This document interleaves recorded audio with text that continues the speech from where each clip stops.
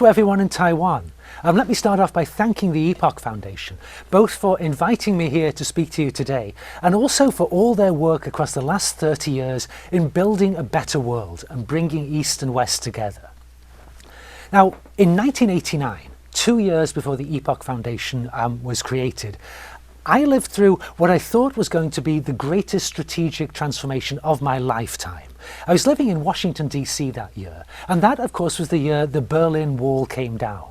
I was able to see from quite close up American leaders trying to figure out what it was that was really happening, and eventually realizing this is the greatest transformation since the end of the Second World War. Now, though, I'm beginning to wonder if, in fact, I was wrong to think the fall of the Berlin Wall was the greatest transformation I would see. There's been a longer, quieter transformation going on for a good 50 years, which is the gradual shift of wealth and power from west to east. This, I think, is likely to turn out to be at least comparable with the fall of the Berlin Wall. Now, this began, of course, in Taiwan, in Japan, South Korea, Hong Kong, Singapore, back in the 1960s. It set off meteoric economic growth, so much so that during the 2010s, the People's Republic of China overtook the United States as the world's biggest economy. This transformation has remade the map of the world. And the greatest geostrategic question for us in the early 21st century is, what's happening? Where are we going?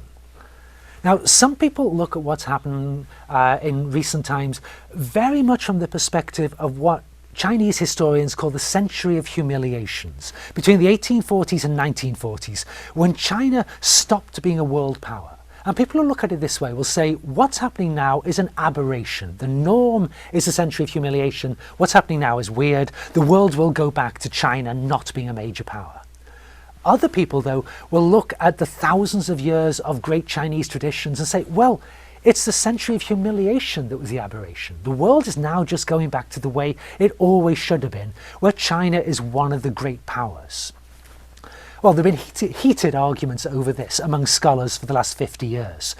I got interested in the question about a dozen years ago. And by background, I'm an archaeologist, an ancient historian, used to looking at things over the very long term.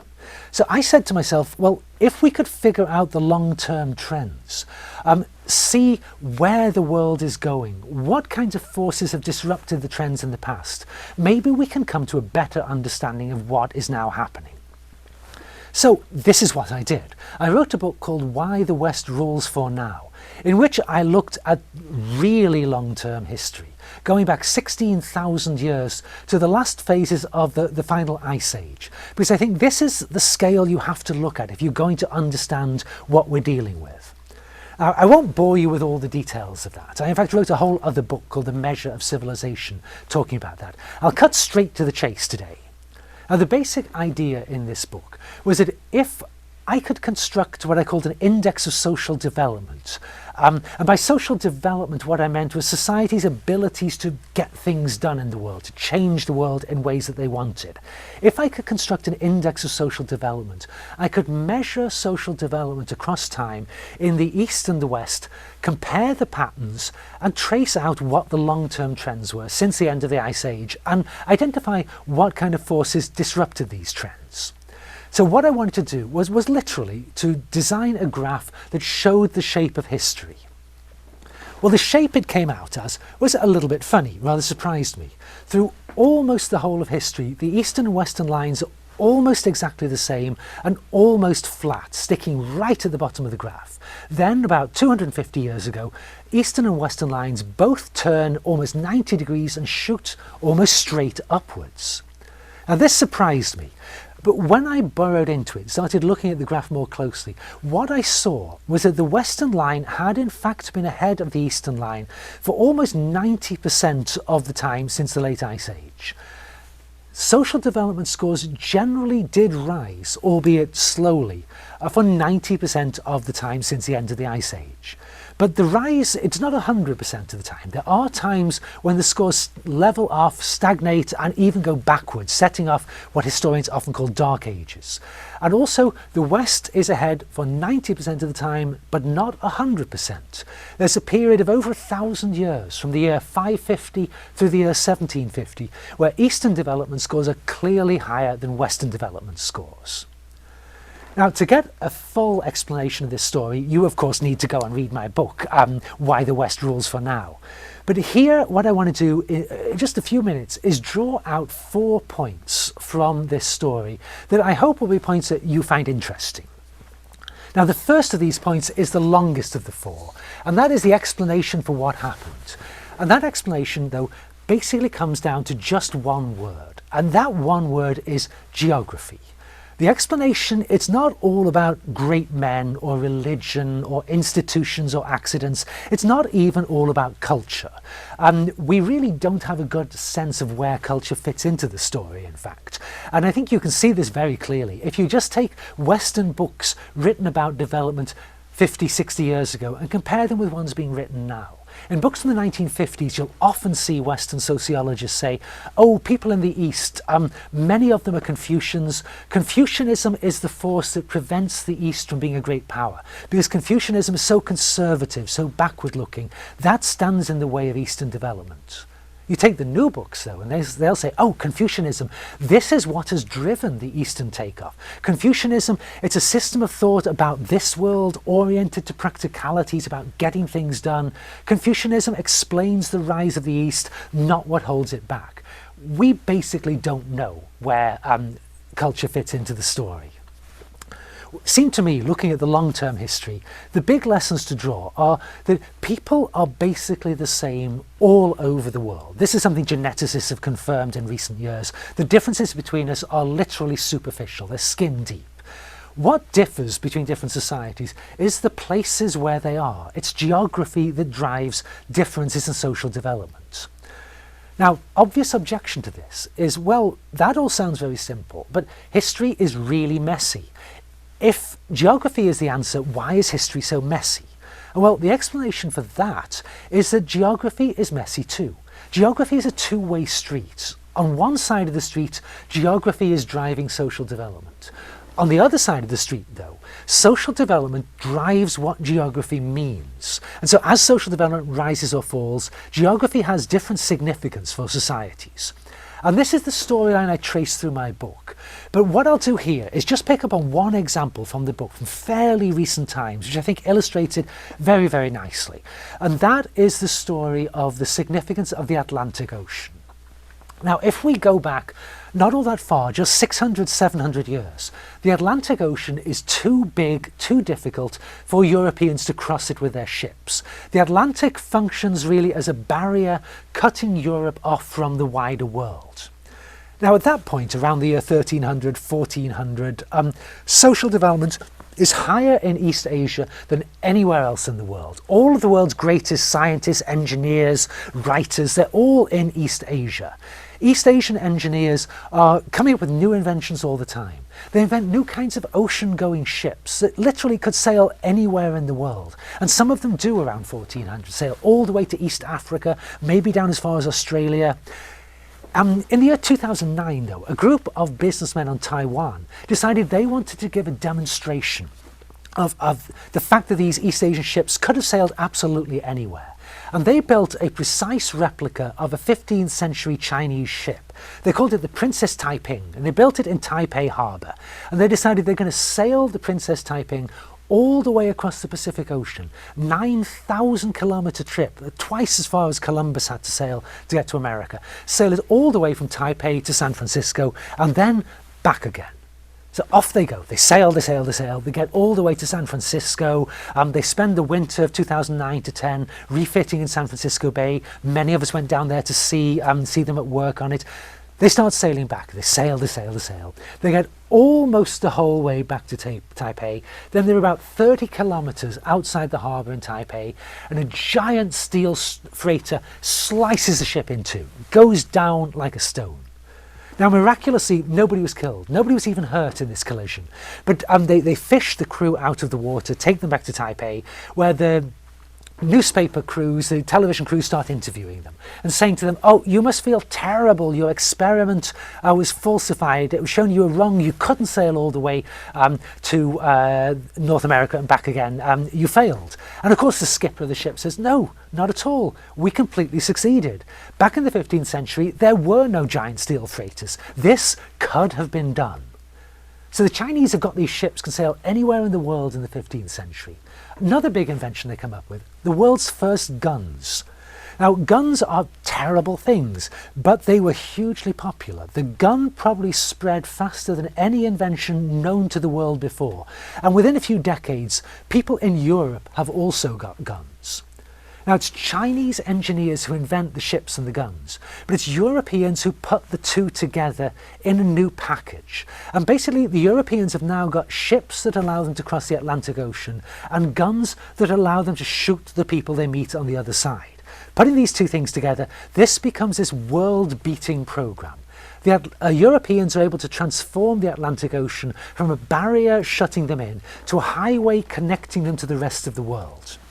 They turned the North Atlantic into the most productive motor of economic growth that the world has ever seen. Wealth floods into Europe on a scale that has just been unknown before. And Europeans, well, kind of a cascade of intellectual breakthroughs follow. And what happens is clever people in Europe start looking at what is changing in the 16th century and saying, hey, you know, if we could just figure out how the winds and the tides really work, how the stars move in the skies, if we could just figure those things out, there is an ocean of wealth out there for us to tap into. We could become richer than anyone has ever been before. So some of the cleverest minds in Europe apply themselves to these problems. And that's why in the 17th century, it's Europe that has a scientific revolution, not anybody else. In the 18th century, new clever Europeans take the principles developed by the scientific revolution and turn them back onto European society, analyse their own society. It's Europe that has an enlightenment, not anybody else in the world.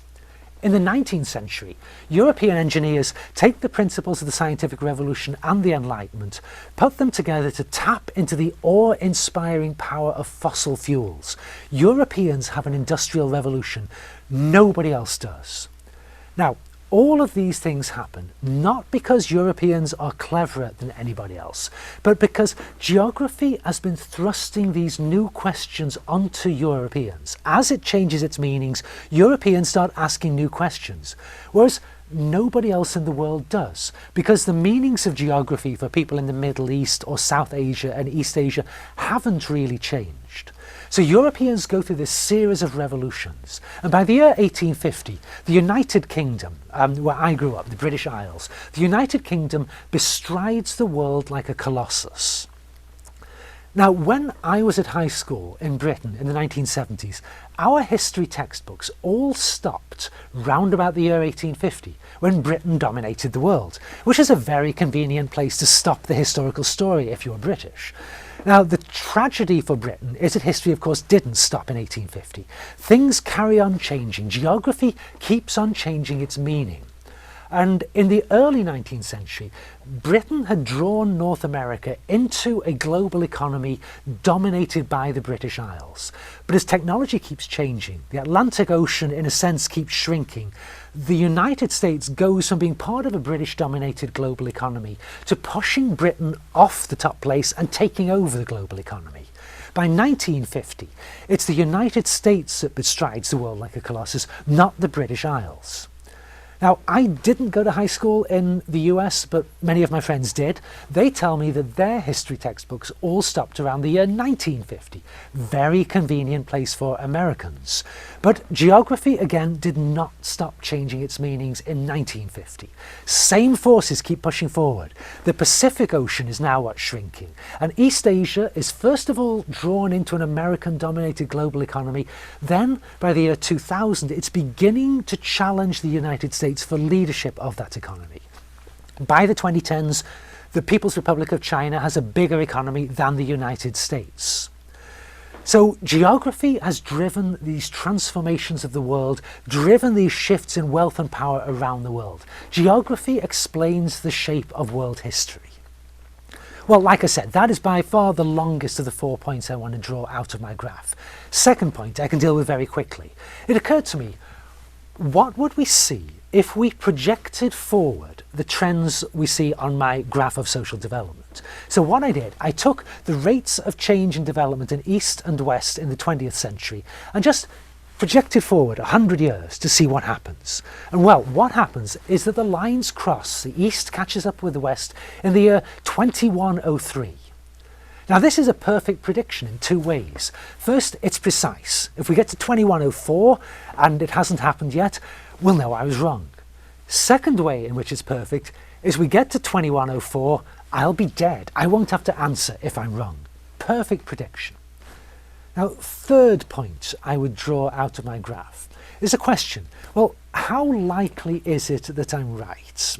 And frankly, in one sense, it's not likely at all. Everybody who has ever made predictions of this kind in the past has been wrong. So it's almost certain I will be wrong too. But the merit of these kinds of projections is they force you to think about, well, why will I be wrong? What is likely to be wrong in my projection? And the obvious thing that's likely to be wrong, looking back over the long run of human history, is that in the past, long-term trends in growth have always been disrupted at a certain point. They generate the forces that disrupt them. So this is almost certainly going to happen in the coming 100 years. And we need to ask ourselves, what might derail these long-term trends that I've been looking at? And it's happened before multiple times. If you go back about 2,000 years, back to shortly, around about the year 100, 200 in the Christian era, at that point the Roman Empire has developed, it seems, about as far as an agricultural society can possibly go. It comes up to a little over 40 points on my social development index. Its development stagnates and then starts going backwards, and Rome moves into a dark age. If you look back a little less than 1,000 years to about the year 1100, 1200, the Song dynasty in China does exactly the same thing. As far as an agricultural society can stagnates, starts going backwards. And there's multiple other times these sorts of patterns happen. Each time, as I looked at these examples, I found each time the same 5 forces come into play. And that, I think, is a really interesting generalization. These 5 forces, the first of them, migration on a scale that societies of the day just can't control. It's too fast, it's too large scale, existing institutions can't cope with this migration. Second big thing that happens, epidemic diseases, often driven by the migrations, people moving around, bringing new diseases to people who don't have antibodies against them, massive mortality. The Black Death in Europe in the 14th century kills off maybe half the population. Third thing that happens, state failure. The governments of the day can't cope with these migrations, with these epidemic diseases. The governments just fall to pieces, societies collapse into civil war and revolution. Fourth thing that happens, as the governments fall apart, the supply chains break down. People can't move food around anymore. Massive famines begin. Even higher mortality spreads. And then the fifth thing that happens, which is complicated, it's mixed in with the other 4 in different ways in each case, but it's always there. The fifth thing that happens is climate change. Now, you don't need me to tell you that all 5 of these forces, rapid migrations, epidemic disease, state failure, famine, climate change, all of these are very much in the news in the early 21st century, which of course raises the question, are we moving toward a new hard ceiling, somewhere around 1,000 points on my index, which is where both East and West currently are on this index? Are we coming up to a new hard ceiling? Are we facing the prospect of a new dark age in the 21st century? And if so, is it going to be the greatest dark age of all? Now that we're armed with nuclear weapons, will we very genuinely have the capacity to kill everybody in the world if we want to do so? Is that what's coming our way? Well, that was the third possibility I drew out of my graph. The fourth point, the final one. What if that isn't what happens? What if we avoid collapse, as many societies have done in the past? Social development has risen almost 1,000 points since the end of the Ice Age. If the 20th century trends continue, it'll rise another 4,000 points, 4 times as much, in the coming 100 years. The real question for us today, I think, is what will the world look like at 5,000 points? Now, it seems to me that if the 20th century trends continue, we are looking at a transformation of humanity in the coming 100 years. The last 100 years already saw more transformation in what it means to be a human being than the previous 100,000 years. And that was just about 700 points on my index, not the 4,000 we're now looking at. In the last 100 years, since the time of our great-great-great-grandparents, typically people on Earth have grown 10 centimetres taller. We live 30 years longer. Our bodies are 50% bigger. We earn 7 times as much as our great-great-great-grandparents did. It would have seemed like magic to them. And in fact, it really is magic. We have ways to intervene in the genetics of unborn children, to protect them against diseases, to make them more than human. We have entered a magical world. We have begun to fuse with our technology. If any of you watching this video have had heart surgery implanting a pacemaker, you have already fused with our technology to the point where if we took the technology away, you might die. A man with no legs ran in the 2012 Olympic Games. We live in a magical world. Now, one technologist has picked up on this, and he thought, well, what would happen if I drew a graph of the increasing power of supercomputers and our increasing ability to scan the neurons of the human brain, and projected those lines forward? And what he found was if the trend lines continue, by the end of this decade, the 2020s, we will have the power to make a neuron-by-neuron scan of a human brain, and the supercomputing power to run that scan in real time. At which, in certain senses, there would be 2 of that person out there. One, the carbon-based version that is gradually dying and decaying. The other, a pristine silicon-based version that will never die or decay. Well, the projection went on. If we project the lines out to the end of the 2040s, by that point we should have the power to scan every brain in the world and run them together. Producing a thinking machine, organism, we don't even know what to call it, with trillions of times the brain power of all of the humans in the world today combined. Now, something like that means we will have transcended our biology altogether. We will have become a completely different kind of organism. Well, will that happen? Well, who knows? Something like it is beginning to happen already. We don't know if that really will happen, though. But if anything like it does, it seems to me, worrying about the East and the West, that question would have lost all meaning by the time we get to that point. We're on the verge of the biggest geostrategic upheaval since the evolution of Homo sapiens 300,000 years ago. We're entering a world of science fiction and magic. And that is the long-term context for thinking about the rise of East Asia. This is the real question we should be looking at.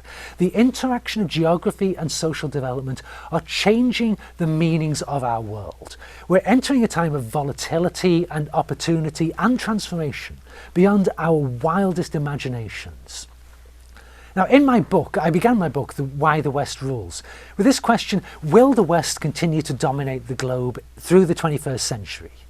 By the time I got to the end of the book, I realised that is not the most important question. The 21st century is going to be a race, but not between East and West. It's going to be a race between the transformation of humanity and absolute disaster. Now, in bringing East and West together, the Epoch Foundation is doing its part to make sure that all of us win that race. Well, thank you for listening today.